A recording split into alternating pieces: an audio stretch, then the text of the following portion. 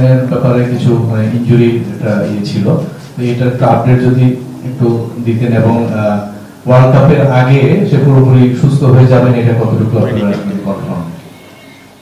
এটা হয়তো আরো ভালো মেডিকেল কমিটি হয়তো আপনাদেরকে আপডেট করতে পারবে, বাট যতটুকু তথ্য জানা আছে যে তথ্যের আলোকে আমরা আশা রাখছি যে তিনি হয়তো বিশ্বকাপ চলার কোনো একটা পর্যায়ে সুস্থ হয়ে যাবেন।